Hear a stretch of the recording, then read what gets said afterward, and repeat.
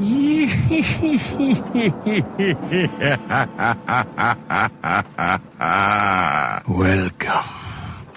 to Biff's Mystery Theater. I have many tales to tell you. Ghost stories, murder stories, and tales that will make your bones chill.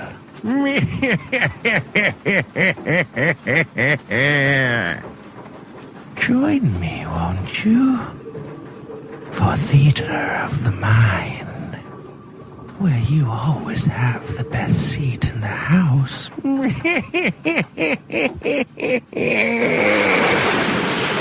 Now close your eyes and turn off the lights.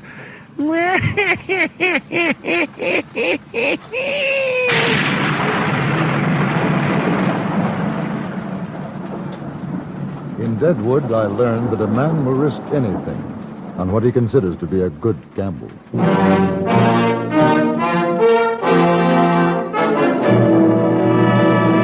Frontier Gentlemen.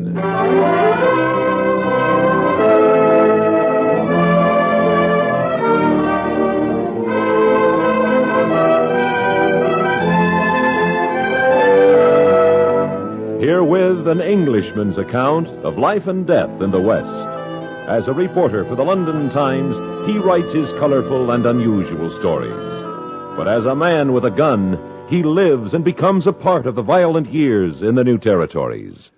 In just a moment, we will bring you this latest report from the Frontier Gentlemen.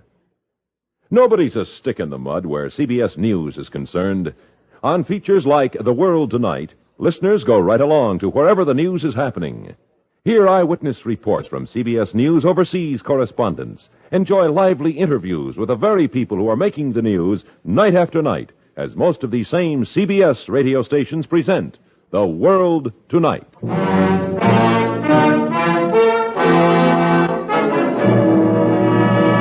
Now, starring John Daner, this is the story of J.B.Kendall, Frontier Gentlemen.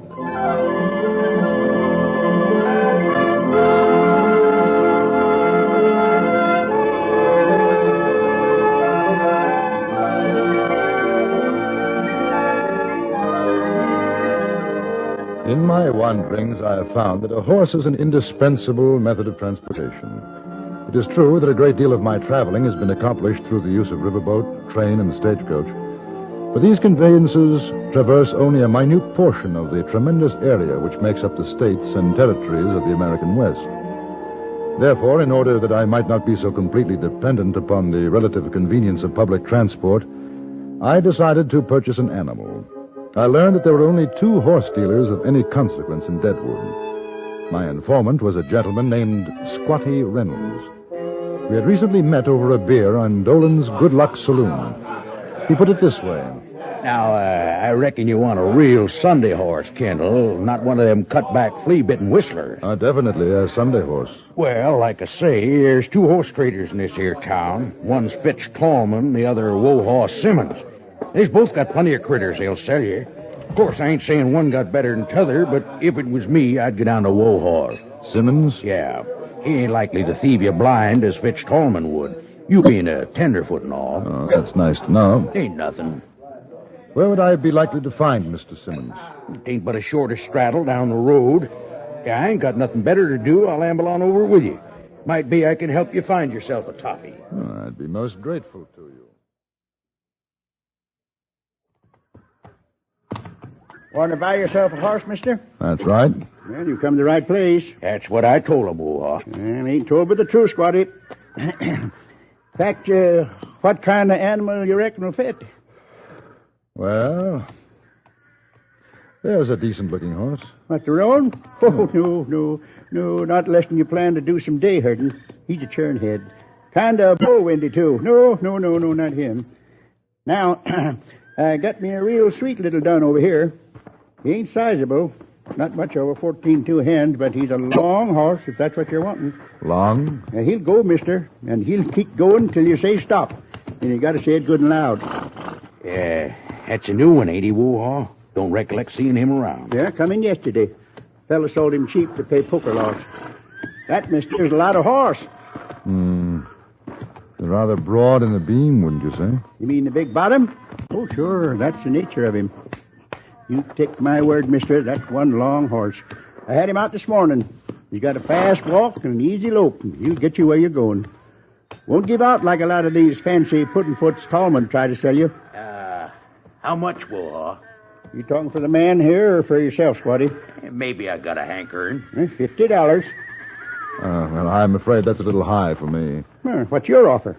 I wouldn't give you 20, I'll tell you straight, Woha. I ain't asking you, Squatty.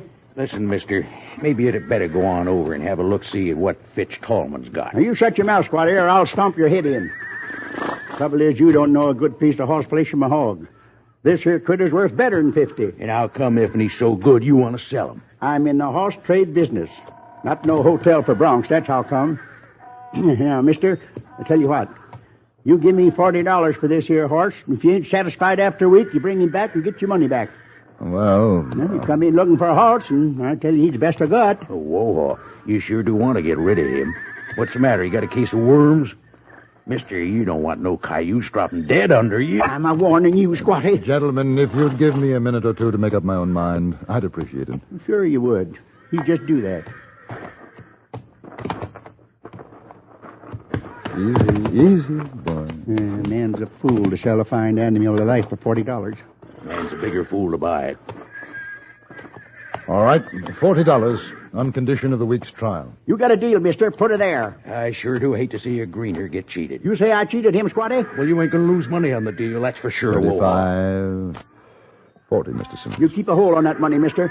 Ain't nobody going to say that Woha Simmons cheated a man in a horse deal. I'm not saying it. He is, which settles the question, since I'm satisfied with our agreement. I apologize to you, mister. I surely do. No need to. Should have gone to Fitch Tallman. Fitch Tallman, that low-down, no-good... I heard you talking about my pappy, Woha. You better bite down on that tongue of yours, and me and Pap will rip it out on you. I'm a middling old man, Bill Tallman, but I ain't so old that I can't take care of you and your pa, too. Now, you get out. If you'll excuse me, gentlemen, I'll take my horse and be going. You bought a horse for Miss Old Scissor Bill? You bought that horse? Yes, I bought it. Yes, and you ain't seen the day that a horse like this was in your stable, Tallman. Oh, you're darn right, Woha, unless we're going to use it for bear hunting bait. Oh, yeah? You want to make a little bet, you fellers? What kind of a bet? That there Dun's got more guts and gold than anything in Deadwood. You loco, Woha. That ain't no bet. That's an old man with a saddle slipping. You're afraid to bet, sure. No, you just- Tallman's a lot of windy gab, sure. Yeah, Now, sure. hold on, Woha. You saying this hunk of crowbait, what this here poor fella just bought off of you, is a better horse than any horse in Deadwood? Any horse? That's what I'm a-saying. And you want to put money on it? That's what a bet's for, ain't it? Now, just You one want to moment. bet against Lobo? Oh, if he's going to do that, I'd like a piece of that bet myself. I said any horse in Deadwood. How much? Don't matter to me, big or as little as you want. All right. You stay right there, Woha. I'm going to get Pap. I'll be right back. Now, just one Woha, moment. you banded one herd of sheep too many. Well, even that frog-walking bronc of mine can beat the tar out of this puny critter. I said any horse, Squatty. You are going to race my horse? That's what I'm aiming to do. Well, you got yourself another bet, Woha. I sure hope you got enough money, because you're going to be betting against everybody in Deadwood. I'm going out to raise me a stake. Ain't no backing out now, and you're a witness, Kendall. So long.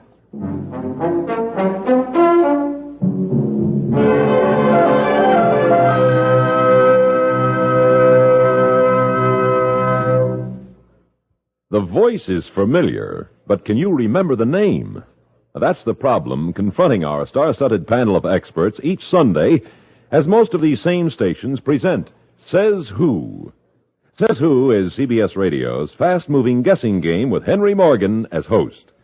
Add the rapid-fire repartee of Morgan and his panel to the excitement of guessing the identity of the mystery voice, and you've got at least 2 barrels of fun rolling tonight and every Sunday night on CBS Radio's Says Who.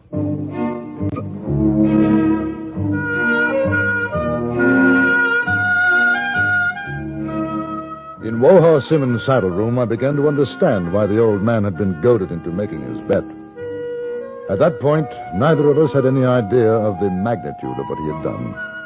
He went into great detail concerning the rivalry between his stable and that of Fitch Tallman. The fact that Tallman, without a doubt, possessed the fastest horse in the area.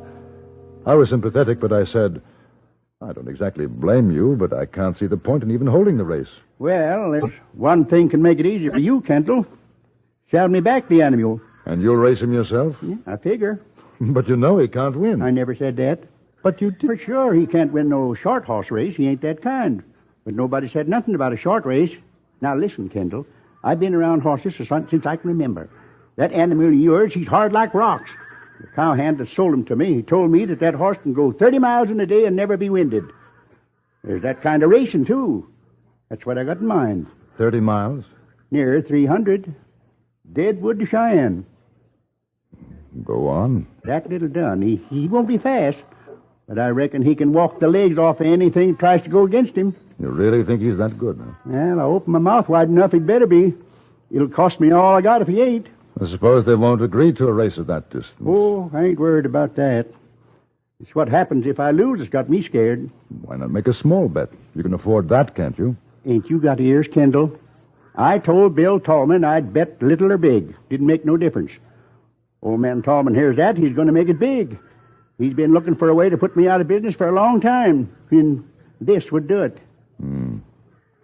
How long would it take from here to Cheyenne? Well, a man knows the right road. Shortcuts, 4 or 5 days. And 60-odd miles a day. That's hard riding. Could a horse stand it? Well, if he's ridden right, takes it easy. Figure 5 miles an hour, 12 hours a day. Plenty of rest in between, and he can make it. Got to go slow, though. All right, we'll do it. You want to ride him? Why not? He is my horse. Oh, where are you? We win, Kendall. I'll split winnings with you. A deal? A deal. Ain't no use hiding, you old son of a horse thief. Who you call a horse thief, you sheep-killing dog? Now, ain't no one calls a Tallman that. Let's hang up his hide, Pap. When we get through with him, he won't have no hide left to hang up. He's going to lose it betting. This time that leaky mouth of yours has got you right where I want you, Wool Horse Simmons. How much you betting on this here race? You name it.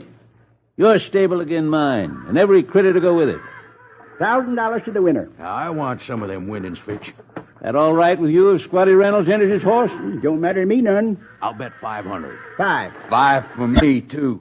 Who are you? Uncle Tom Tallman is a cousin. I got me a sorrel can whoop any horse in these parts. Not Lobo, we can't. I'm willing to make side bet with you, Uncle Fitch. No, ain't no side bets in this here race. You bet again Wool Horse, not your own kin. Just a moment.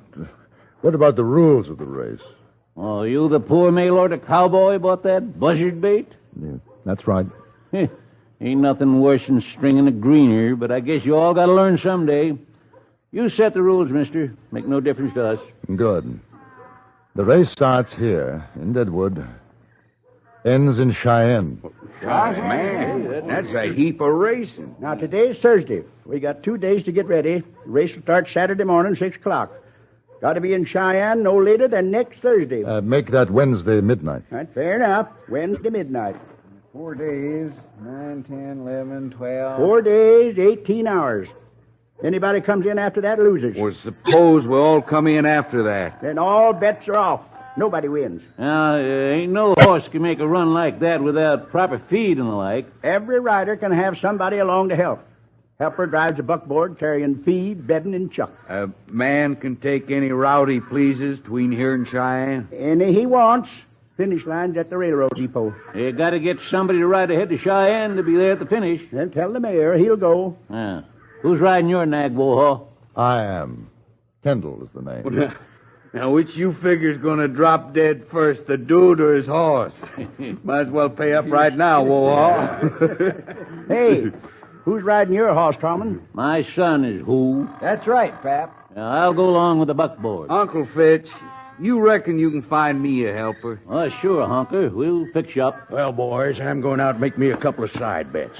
This ought to be the easiest money I ever did make. You're absolutely right, boy.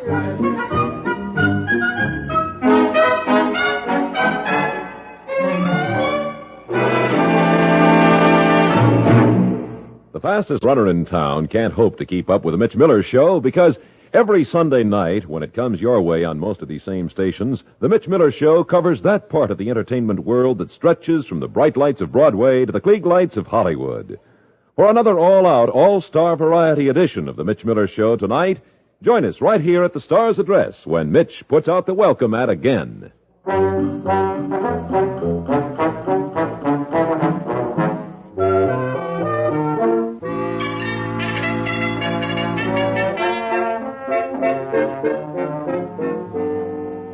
Friday midnight, almost $80,000 had been bet in Deadwood on the outcome of the race. Gamblers were giving short odds on Fitch Tolman's horse Lobo, slightly longer on Squatty Reynolds' Blue Nose, 6-1 on Cousin Tom Tolman's sorrel Jimmy Go, and, well, the odds on my horse were astronomical.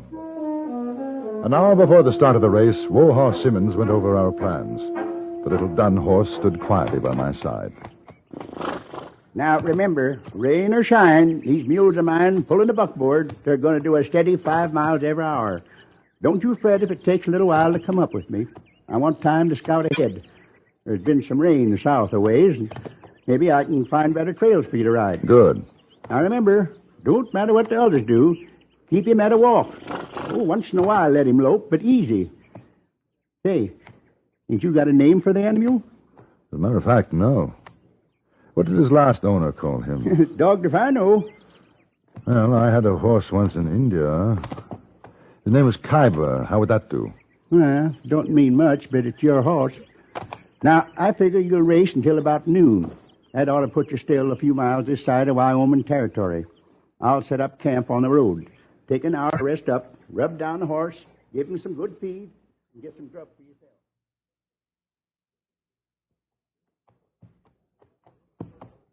It seemed as though the entire town of Deadwood was at the starting line to see us off. Then came the starting gun, and the race was begun. The Tolman's Bill and Honker Tom were off in a great swirl of dust. Squatty Reynolds took off at an easier pace, but was soon out of my sight. According to our plan, I walked Khyber for the first 3 or 4 miles, then let him go into an easy lope. I stopped a few times, once to adjust the cinch and again to remove a pebble which had lodged in the pony's shoe, luckily causing no damage. A few minutes before noon, I saw Wohaw Simmons with his buckboard drawn up at the side of the road. How's he coming? Fine. You cried a horse. Yeah, that's what I told you. All right, let's get that saddle off then. All right. Yeah. Hold still, boy, now. Hold still, darn you. Any sign of the others? Well, Squatty Reynolds went through about half hour back. Well, they got a pretty good start, but that don't mean nothing. They ain't going to do better than 60 miles today. Not without killing their horses, they ain't. Where do you plan to camp tonight? Well, it kind of depends on how the animal holds up. I think we ought to make Jenny's stockade good enough for the first day. How far is that? Well, you've done about 24, 25 miles since the start. Reckon some 30 and a bit to go. When did he take his last water? Oh, there's a creek a mile or two further back. Well, you didn't give him too much. Oh, no. That's good. All right. I'll get his oats off on the board. You better get the blanket over him. Won't want him catching cold.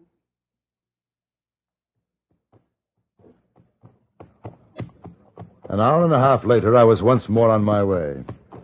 At one point in the late afternoon, I passed Squatty Reynolds at the Canyon Springs station. We were traveling on the main route of the Cheyenne and Black Hills stage line. However, an hour later, he overtook me at the Gallop. That night, Wohaw and I camped at Jenny's stockade. Our first day's journey done. Nearly 60 miles from Deadwood. I tell you, Kendall, we got to keep our eyes skinned, and that's for a fact. Them other boys ain't more than 2 or 3 miles ahead from where I last seen them. Now, they start figuring you for a winner. They won't let it go easy. What do you mean? Well, I mean, there's a lot of money bet on this race, aside from what Fitch Tolman and me has a personal bet. Tolman's got a big feast coming if he wins. He aims to win. No telling what he'll try to keep us from winning. I see. And I'm just telling you, keep your eyes skinned. You better get some shut-eye now, and I'll watch. I want to get a start before dawn.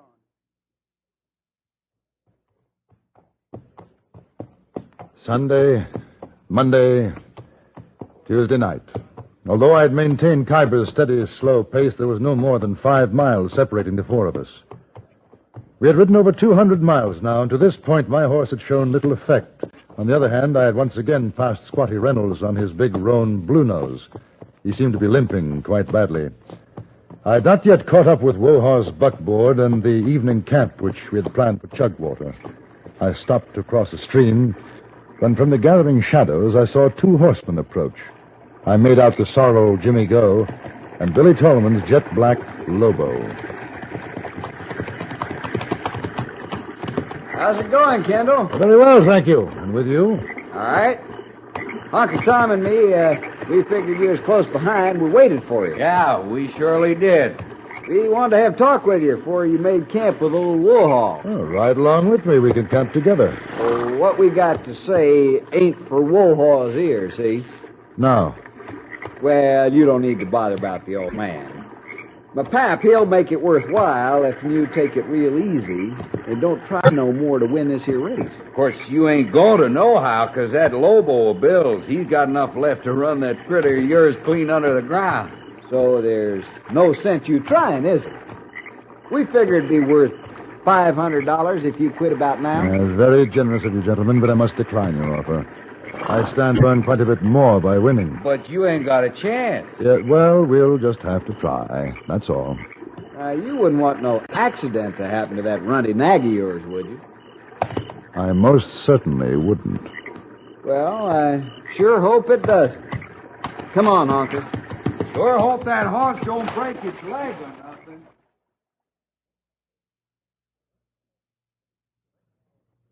The next morning, we managed to steal a march on the Tallmans, passing them as they were breaking camp. Wohaw rode along with me for a way in the buckboard. This is the big one today, Kendall. Don't change the pace. Don't rush him. I won't. It's Lobo you gotta watch. He's always got something left in the short race, and I'm figuring he'll have it for this one. What about Jimmy Go and Blue Nose? Oh, Squatty's through. Jimmy Go won't last. It's that Lobo I'm worried about. You got to save everything for that last mile. I'm going on ahead. Just keep your eyeballs oiled for funny stuff. Right. We kept plodding on. An hour later, Bill Tallman rode up. He was alone and threw me an angry glance as he passed. I thought his horse was beginning to tire, and so I increased Kyber's pace to a trot. The miles rolled under us. We rested, went on, rested again, and now it was evening. I began to see riders on the road. Some had come out from Cheyenne to bring us in. One called out to me, That other fella's not more than a mile ahead. Big black gelding. Ain't in good shape. You go get her, boy. At 11 o'clock, I caught up with Wohaw again. He was riding at 6 miles, waving at me frantically. Cheyenne's right ahead. 3 miles to the depot. Where's Tallman? Last I seen, maybe half a mile or less. Fitch is with him. Watch out for dirty business when they try to pass. But wait until the last quarter before you do it. Just keep pushing him. Get him in the last quarter. Right. We were at the outskirts of Cheyenne proper when we caught up to Lobo. Fitch Tallman was driving his buckboard. Looked over his shoulder, saw me, and shouted to his son. Get going, boy! I saw the black horse start to pull away, and in another moment had myself overtaken the buckboard. I became aware of dozens, then hundreds of people lining the streets. I began to gain on Tallman, slightly at first, then faster and faster. The depot came into sight, and for the first time I dug the spurs into Little Buckskin. Behind me I could hear the thunder of the 2 buckboards, the shouts of encouragement. Then in here, a great blaze of lights, and we pulled ahead, a length, and 2, and 3, 5.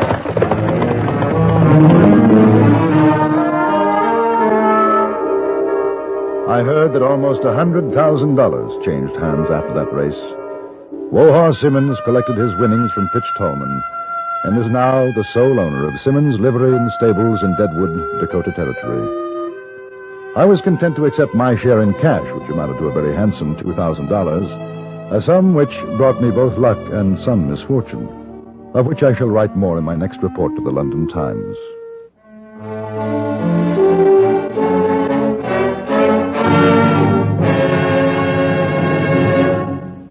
Frontier Gentleman was written, produced, and directed by Anthony Ellis and stars John Daner as J.B.Kendall. Featured in the cast were Ralph Moody, Jack Moyles, William Allen, Will Wright, and Vic Perrin.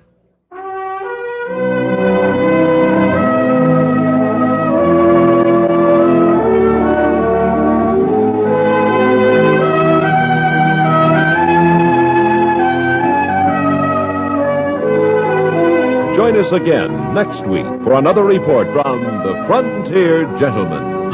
Bud Sewell speaking.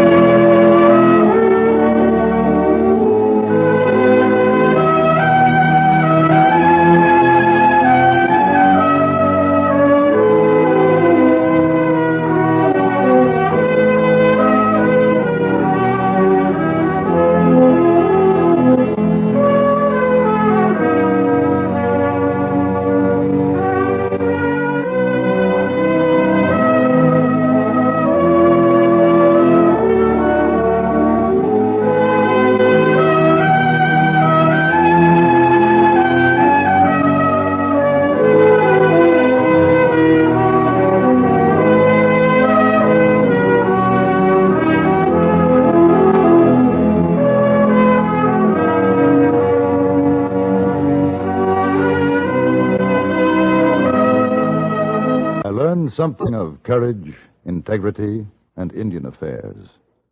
This in Deadwood, Dakota Territory.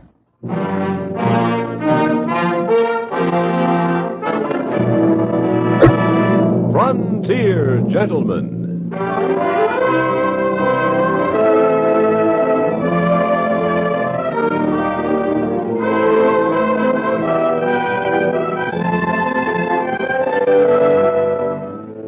Herewith an Englishman's account of life and death in the West. As a reporter for the London Times, he writes his colorful and unusual stories.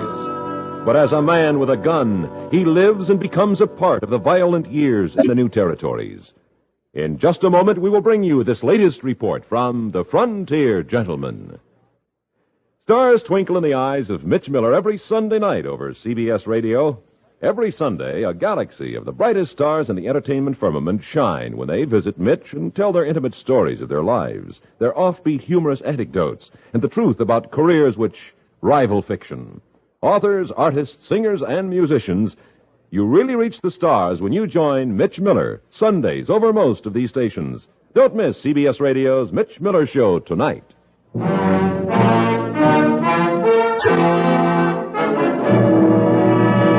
Now, starring John Daner, this is the story of J.B.Kendall, Frontier Gentleman.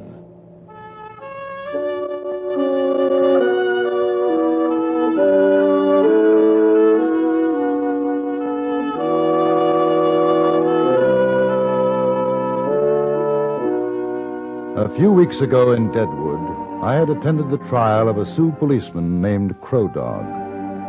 He had killed a great chief, Spotted Tail, and refused to offer any defense for his crime. The man was convicted and sentenced to hang.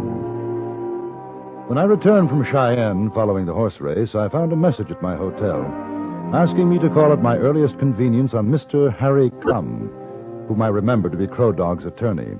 I went immediately to his office. Mr. Kendall? Yes. I recall seeing you at the trial. Won't you sit down? Thank you. I understand you're to be congratulated. Oh, you mean winning the race? Well, I was lucky. You made quite a name for yourself between here and Cheyenne. I had good advice and a good horse. Oh, modesty. I shall refrain from embarrassing you further. Now, let me speak of the subject at hand. You're a newspaper correspondent, are you not, Mr. Kendall? As I understand, writing for the London Times. Yes. I assume that you've attended trials in the past, both here and in England. Several. Well, our procedures are perhaps somewhat crude in comparison to those you have witnessed, but I believe for the most part honest endeavors in the name of the law. And if you're referring to Crow Dog's trial, I think it was fair, yes. But justice it was not, sir. He didn't kill Spotted Tail? Yes, sir. Yes, he killed him. But why? Why? Are you suggesting self-defense? The white man's connotation, no. But to a Sioux, to Crow Dog, perhaps yes.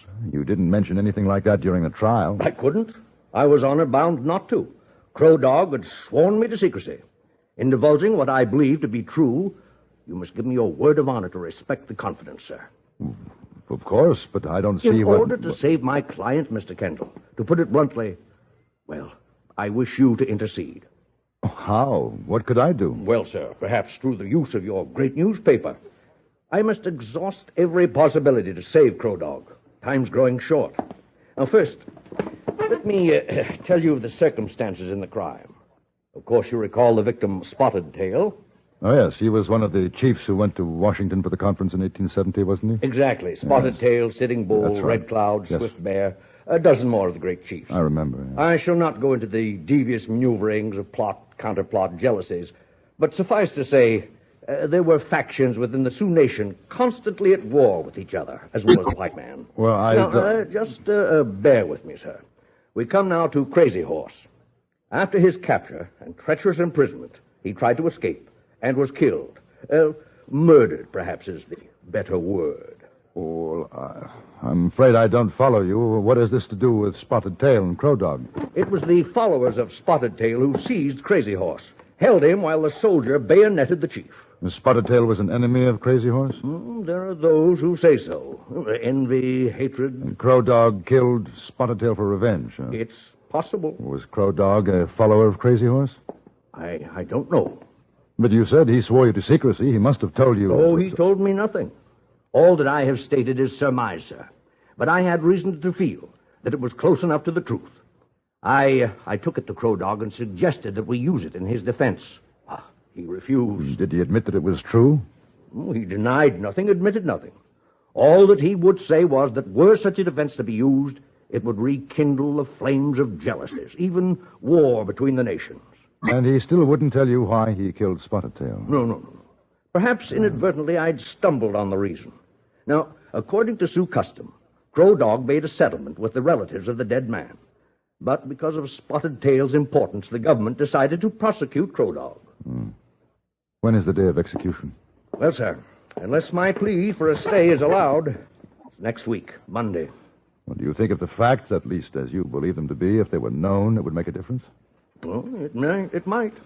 But even were I to send my story to London, it would be weeks, even months before it's printed. Oh, I realize that, sir. But I thought that you might have some influence with the authorities in Washington. Oh, no, not the slightest. Now, the only thing I can suggest is that you try to make Crow Dog tell the truth as to why he killed Spotted Tail. I'm afraid it's useless. He's not afraid to die.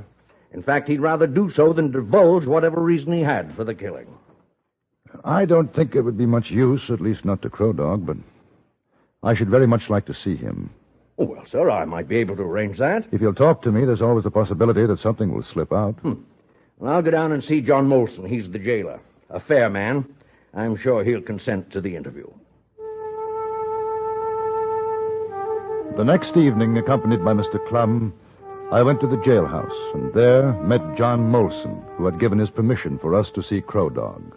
I wished as how all the prisoners was as easy to handle as that Injun. Make my work a lot easier. Has he talked to you much, John? No, sir. Just polite is all. Thanks for whatever little thing I can do to make his last days comfortable. These fine evenings, I give him leave to sit around in the courtyard. Ain't no call to leave a man locked up while he waits to die. Aren't you afraid he might try to escape? I asked him to give his word on that. He gave it. I trust him. Well, you'll be wanting to see him. Oh, Mr. Kendall, on second thought, I think perhaps it'd be best if I weren't present when you interview him. He might not say anything at all, then. Tell him that I sent you. We're good friends. Shall I mention what we discussed? As a last resort, yes. Although he'll know I broke a confidence, but if you feel it'd be helpful, by all means, yes. After all, sir, I am trying to save his life. I'll just wait here, John. Sure, Mr. Clum. Hey, Crow Dog. You got a visitor to see.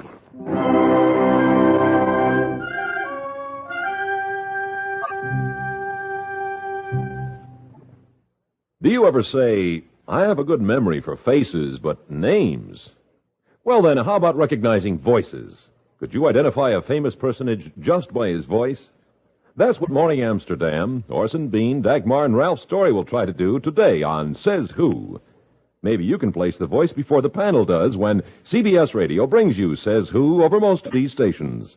In any case, you can place the laughter because it'll be yours as you enjoy the sallies of the panel presided over by Henry Morgan on Says Who, today on many of these same stations.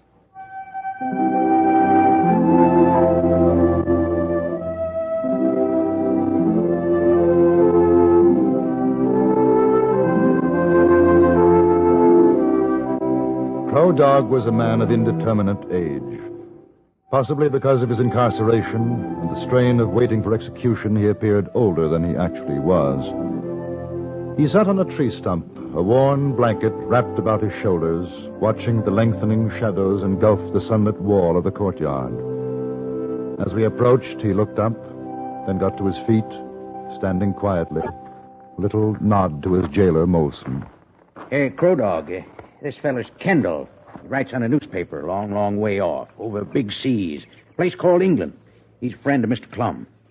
You are a friend of Mr. Clum? Yes, I said I'd like to talk to you, and he thought that you wouldn't mind. I not mind. I'll leave you fellas to powwow. Come on back to the office when you're through, Kendall. Right. Mr. Clum in good health? Yes. I not see him these past days. And he's working very hard to get you a stay of execution. Not be able to. I will die. Where did you learn to speak such good English, Crow Dog? Many places. I was interpreter between chiefs and soldiers. I learned more on reservation and when I become policeman. I was at your trial, and I've often wondered why you'd give no reason for what you did. The sun is almost gone. It becomes cool. We will walk, if you not mind. Not at all. These walls, almost every day I see them. They grow closer to me. The courtyard is smaller. Have you got a family, Crow Dog? Yeah, family. Many relation. They are on reservation. Have they come to see you? No. This is a shame that cannot be. The white man's prison is not good place for family of Crow Dog. It is better for them to see me, remember me in other places at other times. You did kill Spotted Tail, didn't you? Yeah, I kill him. Do you think Mr. Clum is right in trying to save you from hanging? I kill as a Sioux. This a thing no white man can understand. Now, I die in the white man's way, the thing no Sioux understands. If you could go free, would you tell the truth as to why you killed Spotted Tail? No. It was a thing between us for no other ears. Was it because of Crazy Horse? Mr. Clum give his word to me. He has broken it. He wants to save you. He thought I might be able to help. He has told no one else. When he gave his word, I trusted him as I would trust few white men. You can still trust him. The time for him to have broken his word was at the trial. He didn't do so.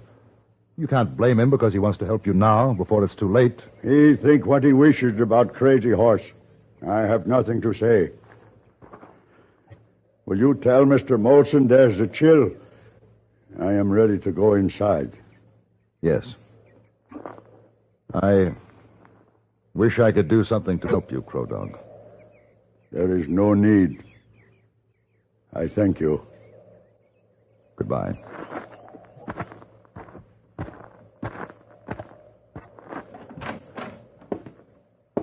Figured you'd have been longer. He said he was getting cold, wanted to go back inside. I'll take care of it.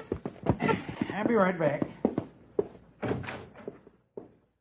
Well, Mr. Kendall, would he say anything? Nope.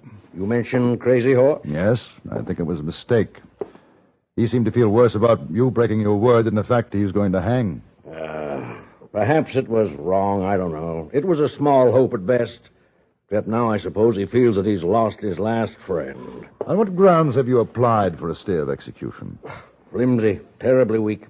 If the government is determined that he shall hang, and I'm afraid they are, there's no chance.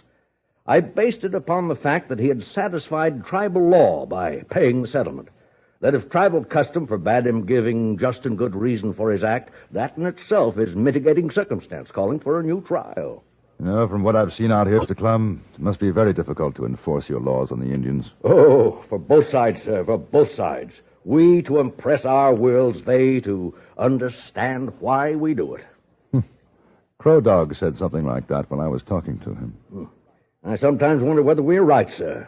We cheat, we lie to them and kill them, and then under the guise of Christianity, of civilization, we bring them to trial because they dare to emulate us. Where is he? Crow Dog. Right, he... in the courtyard, I left him there. He's not there no more. Cussed suck-egg dog of a Sioux. He's broke his word. I might have knowed. Never trust an Injun. He's gone over the wall.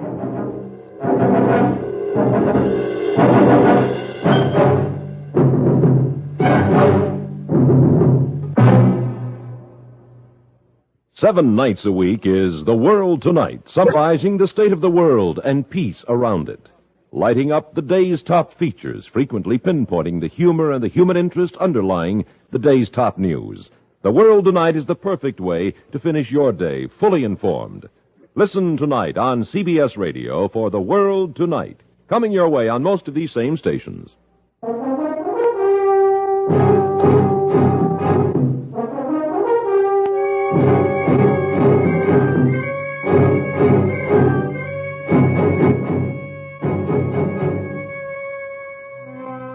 posse of deputies was hurriedly rounded up. They searched Deadwood and the outlying areas throughout the entire night, but Crow Dog had disappeared.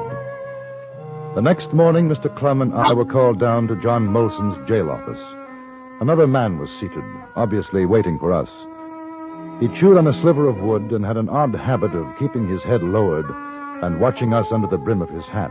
His name was Gene Geddes. His badge proclaimed him a deputy marshal. I hear it was you, Kendall, was the last to see him. That's right. He give you any idea what he had in mind? Not that I can think of. Well, now, there's an important government prisoner escaped. My job's to get him back for hanging, ain't that so, Molson? Yep. So if that Injun said anything to you, maybe give us an idea where he was going. Well, that's what I want to hear about.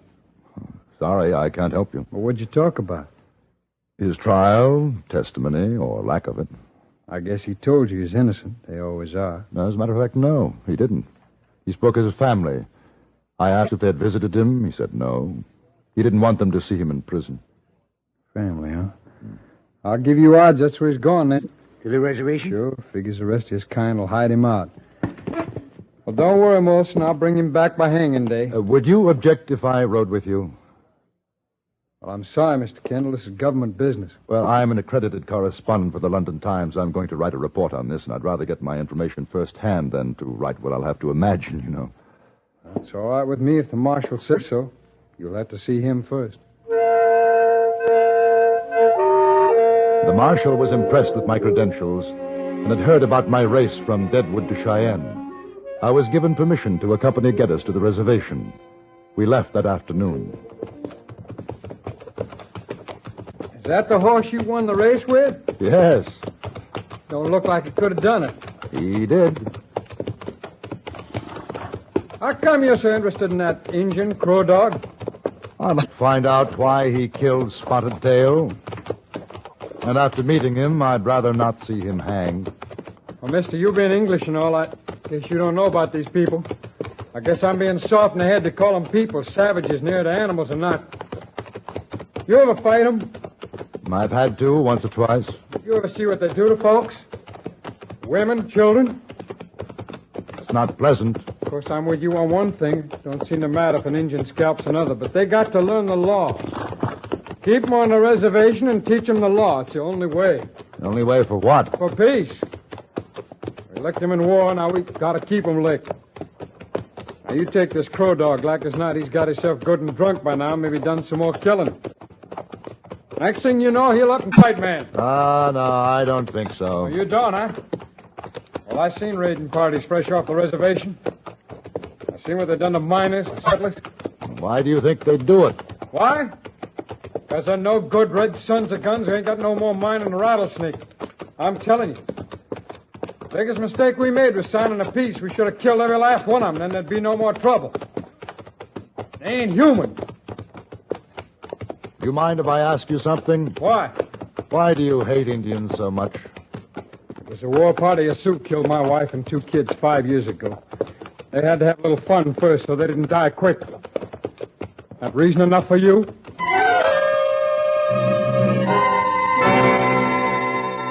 His face livid, Geddes spurred his horse forward and rode on in front of me. That night we camped.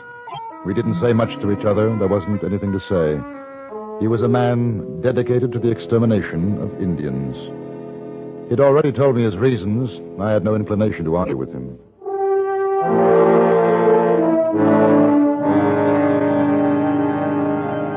Two days later, we arrived at the reservation. Our presence was greeted with hostile silence, and it was some time before we gained the information as to where we could find the family lodge of Crow Dog. When we reached it, there was not a soul in sight. They knew we was coming. We was 10 miles off. How much you want to bet one of them's got Crow Dog hiding out? I wouldn't want to bet. Let's have a look inside his lodge first. Well, that's a waste of time. You better keep your gun handy. They ain't beyond taking a scalp when there's a chance. Mr. Kendall. Huh. Crow Dog. It's good to see you On again. your feet, Injun. Put away gun, white man. I am unarmed. That's good. Come on. No. I'm taking you back for hanging, Injun. That's the law. It's a law that if you try and stop me, I'll put a bullet right between your eyes. I've come back here to say goodbye to family and relations. When that is finished, I return to Deadwood and the hanging. You're going now. White man, you are on reservation. There are many Indians here. You kill me, it does not matter. I must die, as your law has said. But kill me here, and you and Mr. Kendall will both die. Injun, I'm telling you for the last Listen to what time he's saying, Geddes. Don't be a fool. Mr. Kendall, I give my word. I go back. I believe you. You siding in with him, you an Injun lover? I don't feel like dying because you want to kill this man. I'd rather take his word. Stinking Injun.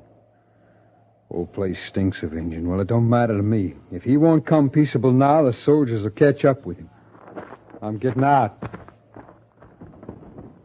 You go too, Mr. Kendall. Yes. I trust you, Crow Dog. I want you to know that Mr. Clum and I both trust you. We don't feel the way Geddes does. When I have said farewells, I go back. Geddes didn't return to Deadwood with me. He stopped at a stage station and proceeded to get very drunk. I stayed with him for a day, then decided to go on alone. Mr. Clum wasn't in his office when I rode into Deadwood, so I went down to the jailhouse. He was there, with Molson and a third man, Crow Dog. How are you, Kendall? Where's Geddes? He'll be here later. A little trouble with his horse. Oh. Hello, Crow Dog. Glad to see you safe, Mr. Kendall. I'm glad to see you, Crow Dog. You not expect to, huh? I'm not sure I would have blamed you. In white man's eyes, I was a murderer. We must live as the white man tells us. So, I come back. Then you'd better return at once to the reservation, Crow Dog. Yeah, I go. Go? What are you talking about? A pardon, Mr. Kendall. While he was gone, a pardon came. Crow Dog is a free man. Mr. Clum was never able to find out just why the pardon had been granted. Perhaps it was in part due to his eloquent appeal, and then again, the Indian Agency may have felt an injustice had been done. It didn't really matter. For whatever reason, Crow Dog had gone home.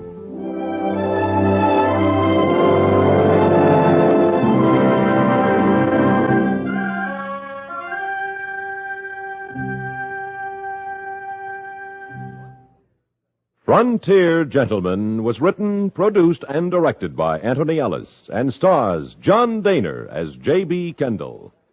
Featured in the cast were Ralph Moody, Joseph Kearns, Stacey Harris, and Jack Moyles.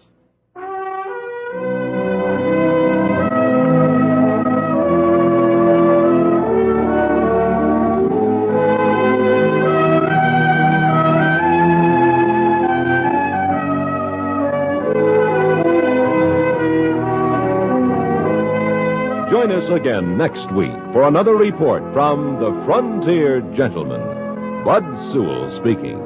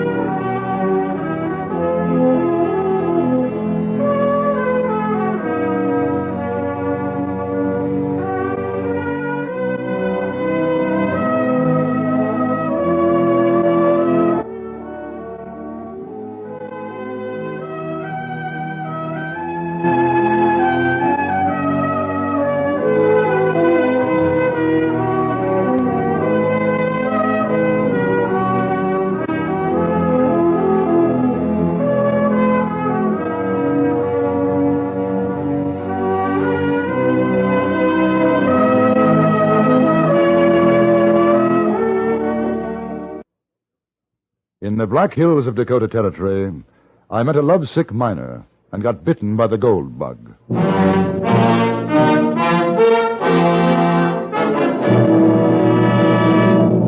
Frontier Gentleman.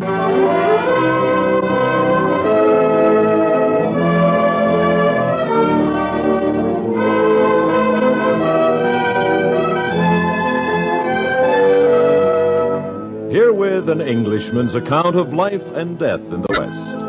As a reporter for the London Times, he writes his colorful and unusual stories. But as a man with a gun, he lives and becomes a part of the violent years in the new territories. In just a moment, we will bring you this latest report from the Frontier Gentleman.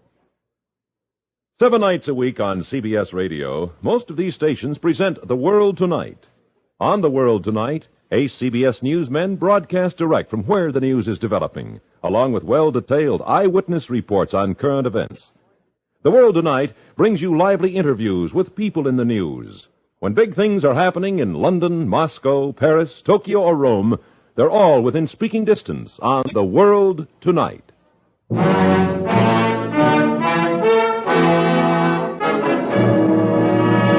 Now, starring John Daner, this is the story of J.B.Kendall, Frontier Gentleman.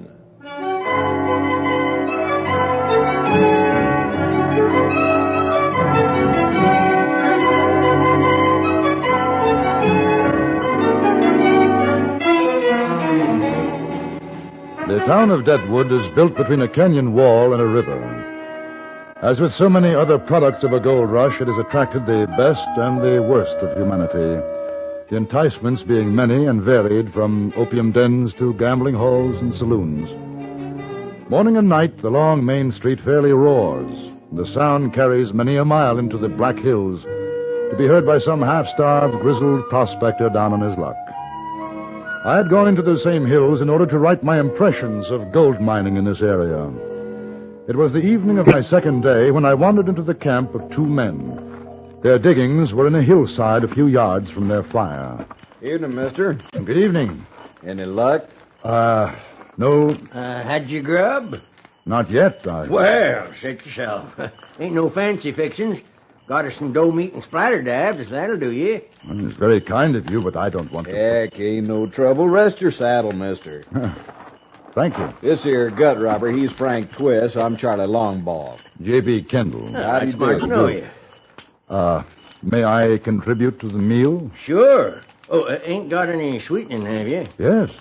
Jam, sugar. Jam. Oh, jam. That'll go just fine on them splatter dabs. See, we run out of sugar 3 weeks back, and the belly wash this old woman makes. I've been putting raisins in it to get some taste out of it.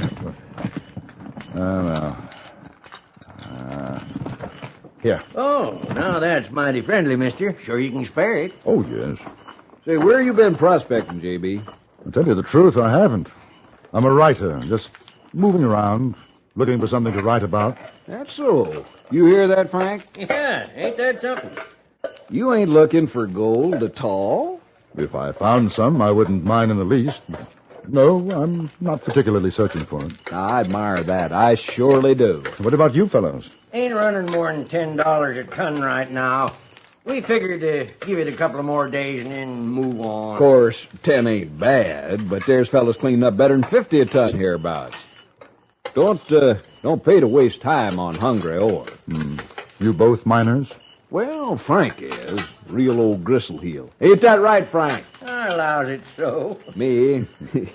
I was a cowpuncher driving cows up to Cheyenne from Fort Worth. Heard about the gold, come on over. Well, I see that was a couple of years back. Met up with Frank, we got to be partners, ain't that so, Frank? Yeah, and mister, you ain't never seen such a greener in all your born days. First time he went to panning, I like to die. Oh? It's a young fool finds himself a piece of pyrite as big as your fist and thinks it's real gold. Gold, though, well, he darn near drowned himself. You know, I pumped a gallon of water out of him. That's a fact. Oh, he learned better than after that, I tell you. Oh, I did. Sure as your foot. Hey, how long since you was down to Deadwood, mister? 2 days ago. 2 days. Say, you ever go to the Green Front down there? The green front? Yeah. I don't think so, no. Frankie's got a girl at the green front. Him and 100 other the boys. Now, you hobble that lip of yourn, Charlie. When I say I got a girl, that's what I say. Mary's the sweetest little long-haired partner a man could ever hope to have. And don't you forget it. Now, you're getting my back up, Charlie Longball. That ain't meaningful, Frank. Ain't nothing funny about me and Mary. I aim to get hitched up with her one of these days as soon as I make a strike. All right, Frank. Ain't nobody saying otherwise. Yeah? Well, he'd better be. Well, I'm going to fetch some water in the creek. You watch that meat, Charlie, so she won't burn. Sure, Frank, sure.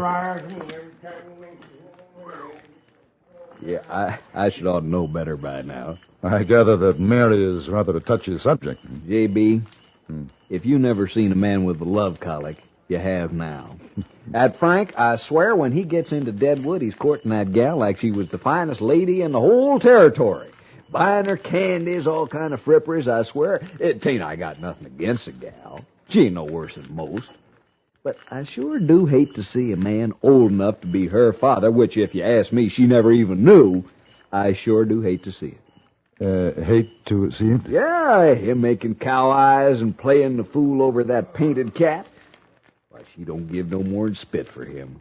It ires me good, I tell you. Oh, well, it's hard to tell a man in love that he's making a fool of himself. Now, that's a mouthful of truth, J.B. You know all she wants out of old Charlie. You know it's his money. If he ever gets any, she'll turn him hindside, too, before she's through with him. He won't have a tail feather left. How old is he? Frank? Yeah. Oh, 60 maybe. He never said. That's the trouble. Old Wrinklehorn thinks he's still a yearling.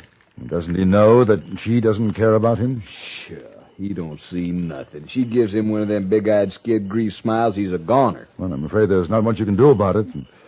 If you take my advice, Charlie, you'll just... Charlie! What? Charlie! What? What's the matter? Charlie, here you, boy. Take a look. Take a look at this oil up them eyeballs of yourn and look. Holy suffering Let me whoosh. see, mister, you ever see anything like that? Where'd you find it, Frank? Where? Oh, it's pure. It's like I never seen in my whole days. Pure gold, Charlie boy. It's pure gold. Frank, pure you gold. Frank, you old hooter, slow down before you bust a gut. Where'd you find it? I'll show you. Down this side of the creek. I'll show you. Come on, it's worth millions, Charlie boy. Millions!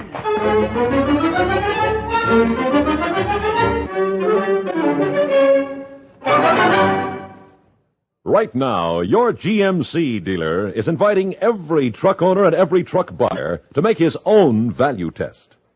Compare what you get with what you pay for when you buy any truck on the market. Then see if you don't agree, a GMC wins on value. That a truck-built GMC gives you more for your money. Here's a sample of a real bargain.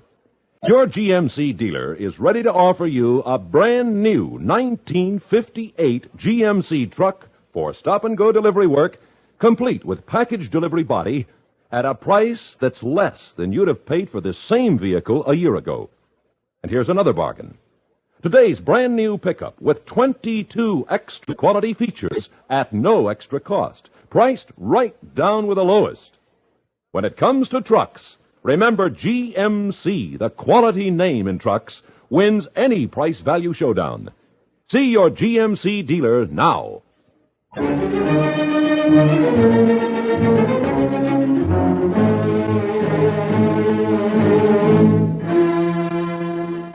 In the gathering twilight, we stumbled, raced down the slope toward the creek. Then a few yards from the bottom of the hill, Frank Twist stopped, put a shaking hand on an outcropping of rock, and we saw a newly hacked scar.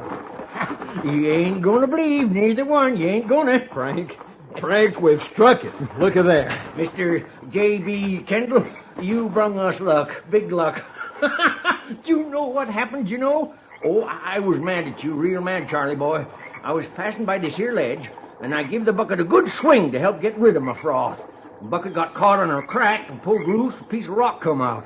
But there weren't no rock, Charlie. It was gold. That piece of gold. Well, it's fabulous. I'd never have believed it if I hadn't... Boys, we got to celebrate, that's what. Let's get on back to the camp. Wait a minute, Frank. I want to hack me off another piece. Well, go ahead. You too, Kendall. Go on. No, wait. One moment. There's one thing, though. Is this yours? I mean, Is it part of your claim? Well, sure it is, ain't it, Frank? Hey, well, I reckon it is. You reckon?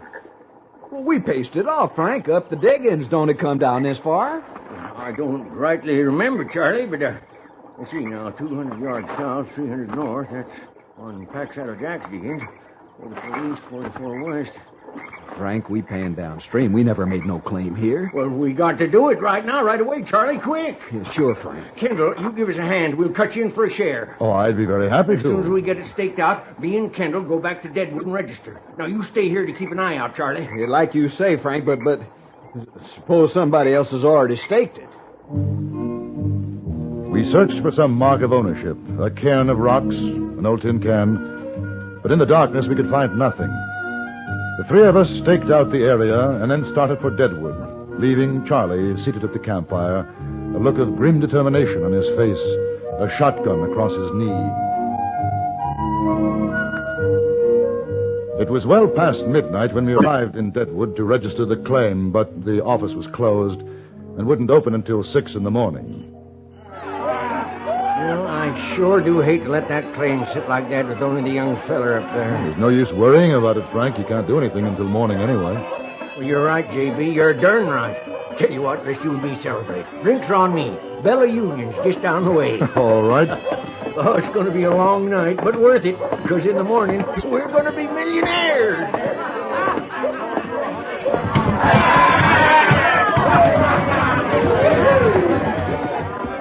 The Bella Union was probably the most disreputable, lowest den of iniquity in all of Deadwood. Its whiskey was foul, and the beer, sir, I've heard best described by cowpunchers when speaking of shallow pools of water in which cattle had been standing, green, stagnant. The whiskey being the lesser of the evils, I nursed mine along, which is more than I can say for Frank Twist. Give me another shot of that fine red disturbance, partner. I got to settle the dust in my belly. He had consumed 3/4 of a bottle and seemed none the worse for it. Woo! I got the horse by the tail of a downhill drag.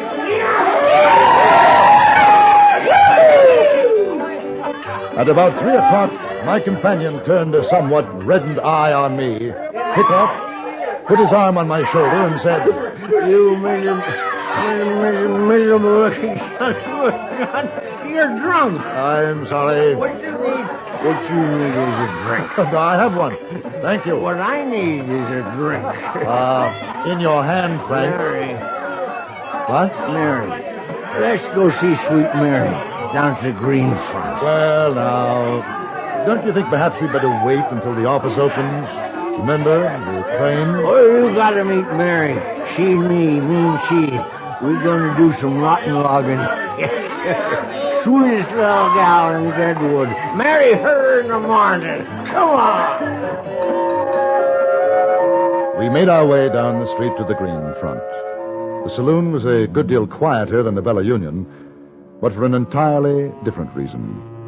Several ladies of assorted ages and varying degrees of decay were present, and with them, seated drinking at tables, their consorts.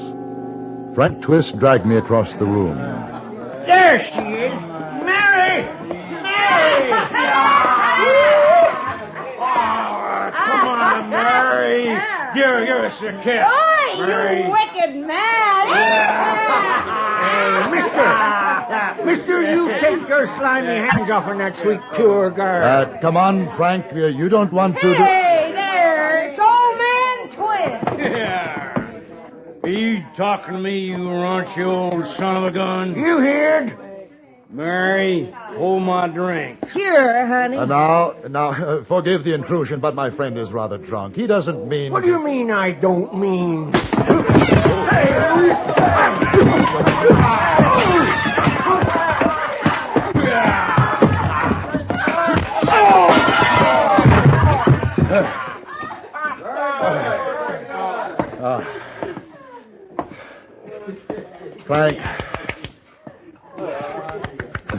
Frank. Mister, you got a mighty powerful whoop in that fist. I got a feeling you busted Porky Culligan's nose. You sure got a pretty color of blood, ain't he? Frank. He gave his head a hit on the table when Porky hit him. Wake up. He ain't gonna wake up for a while.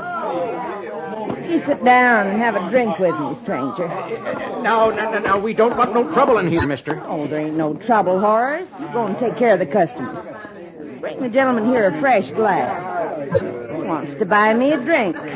Don't you, honey? Well, I hadn't thought of it. Hey, who dropped this? Now, if you don't mind, that belongs to my friend, Mr. Twist. Holy, is that what I think it is? Gold. Holy, where? In the hills. Sure in the hills, but where? Let me see. Oh, Richest I seen since Darby Methwig strike.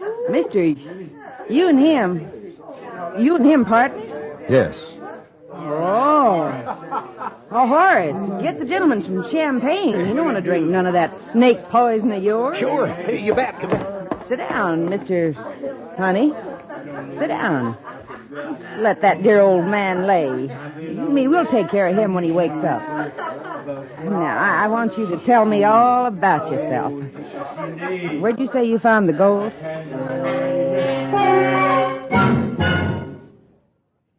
This fall, we're conducting one of the biggest talent searches in our history. We're trying to find the most gifted men available to run the country for us. We're looking for candidates who can guide us through the perilous days ahead with wisdom and candor. How do we find these talented men who will be our next congressmen, judges, governors, and mayors? Find out just what they believe in. After the eliminations in the primaries, we hold the finals of this great talent search in November. We are the judges, and our decision is final. But to vote, you must register first. Then, in the November elections, vote and pick a winner.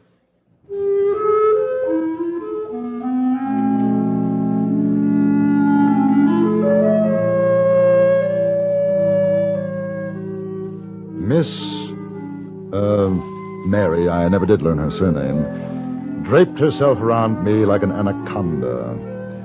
Every now and again, she patted my pocket to assure herself, I have no doubt, that the gold nugget was still there. There was nothing subtle about her. She came to the point with a minimum of preliminaries, and was, I think, quite surprised when I declined. You married or something? No. Well, don't you want a wife? Don't you want a flock of kids? At the moment, the furthest thing from my mind. You like me? I find you devastating. You don't like me. You shatter me. Mr. Twist likes me. He loves me, he told me. Yes, I know. He'd marry me. I suppose he would. I always thought he was a funny old nose painter. Imagine him wanting to marry me. It is hard to imagine. Yeah, ain't it? May and December. Of course, the old goat's got a lot of life left in him. But I think you're much nicer. It's kind of you. You don't like me. Have some more champagne. Thank you. How much you figure that strike of yours is worth? And according to Frank, millions. Would you like for me to sit in your lap? No, thank you. What's the matter? Don't you like women? On the contrary, I'm very fond of them. Oh, just me then, huh? I ain't your kind. Mary, why do you want to marry me? You got a gold mine, ain't you? Yes. Well? Simple as that? You got a better reason? I'd take care of you, woman things. You know, like your socks and all.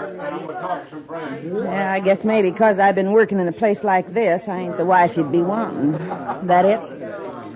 If I were in love with you, Mary, it wouldn't matter where you worked. Yeah, I'd like to find a man like you. Settle down. I wouldn't even have to have $1 million. Just enough, you know. No, I think so.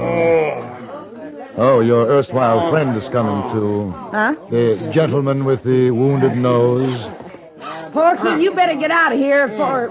What's your name, sweetheart? Kendall. For my fiancé, Mr. Kendall, let some more air out of you. Say, how come you didn't tell me you had a fiancé? Don't have to tell a hill rat like you nothing. You ain't going to talk like that if my claim turns out rich. Rich?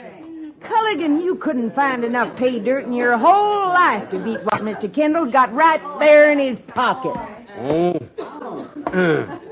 Say, you hit it hard? I think so. Well, now, I ain't a man to hold no grudge, pard. Just you put her there.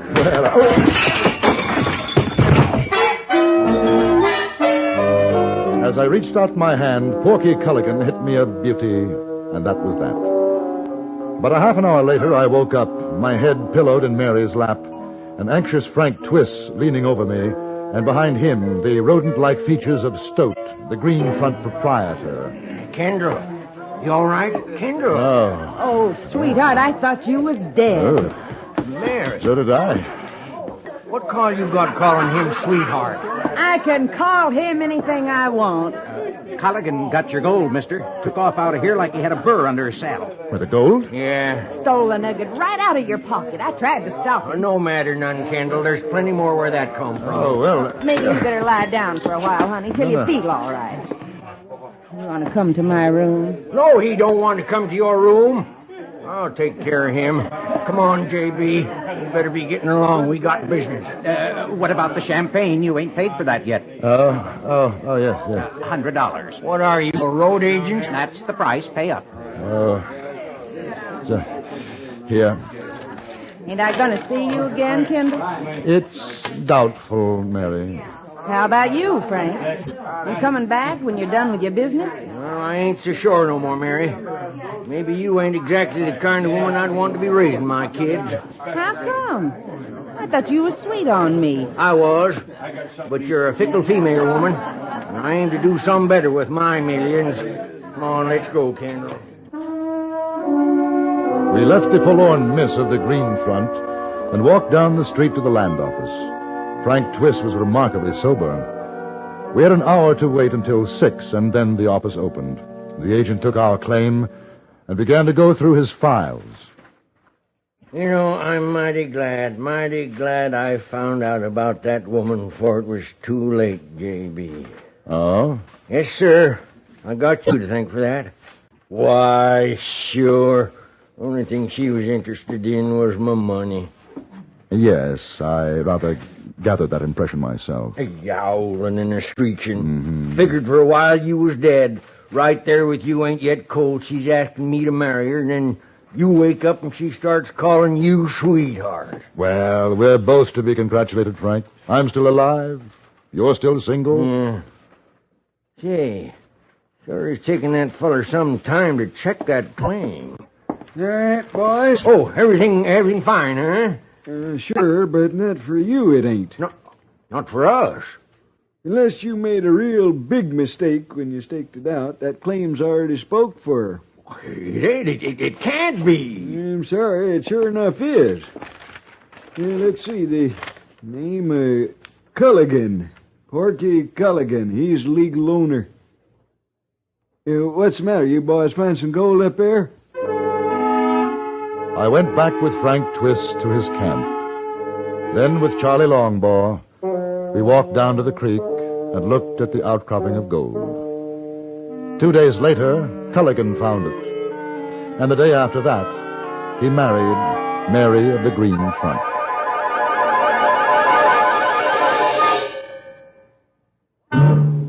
Frontier Gentleman was written, produced, and directed by Anthony Ellis and stars John Daner as J.B.Kendall.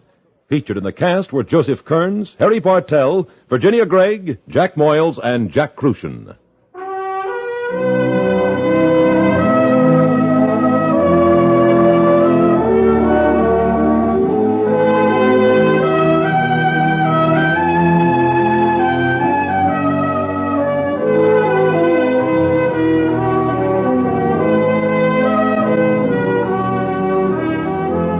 Join us again next week for another report from the Frontier Gentleman.